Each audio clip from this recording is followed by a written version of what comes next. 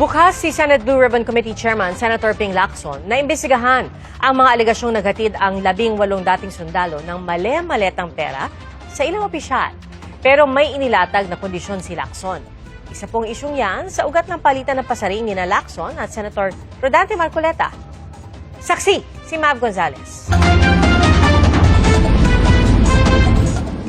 Mula sa issue sa China, pag-iimbestiga sa flood control projects hanggang revelasyon ng mga umano'y ex-marine na naghatid ng mali-maletang pera umano sa mga opisyal ng gobyerno, mainit na pinagtatalunan ni Senador Ping Lacson at Rodante Marcoleta.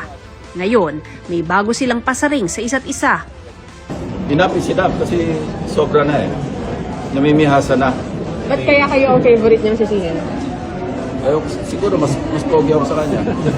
Reaksyon dito ni Marcoleta, Nakikita mo naman, di ba, kung sino? isang pinagtatalunan ng dalawang senador ang investigasyon ng Senate Blue Ribbon Committee sa maaanomalyang flood control projects. Giit kasi ni Marcoleta, ipatawag sa pagdinig ang 18 nagpakilalang dating tauhan ni dating Congressman Zaldico na nag-deliver umano ng mali-maletang kickback sa ilang opisyal ng gobyerno. Sabi ni Lacson na chairman ng Blue Ribbon Committee, may mga butas ang affidavit o salaysay ng 18. Napaka-improbable, napaka-impossible na ma-accomplish yung deliveries ng ganong karaming pera.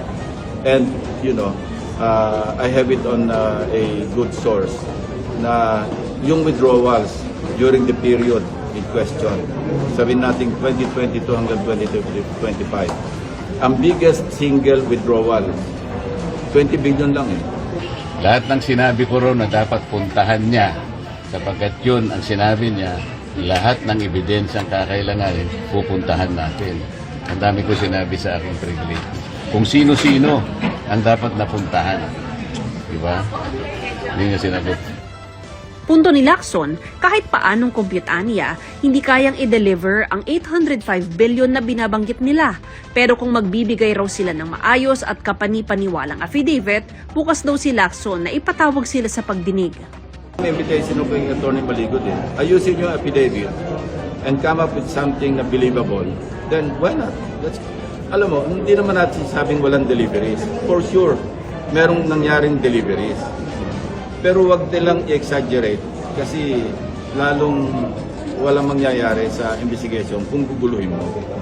Hirit pa ni Lacson, tila pinaparot lang ni Marcoleta ang posisyon ng China kaugnay sa West Philippine Sea. Yung kanyang pronouncements about China, about the West Philippine Sea, talagang swak na swak do sa website, official website ng Ministry of Foreign Affairs of the People's Republic of China. So what does that indicate or tell you? Di ba? Unsettling, to say the least, because this is national security that we're talking about. Sagot ni Marcoleta, kailan siya nagsabi ng pabor sa China? Hininiwala ka sa kanya? Kayo!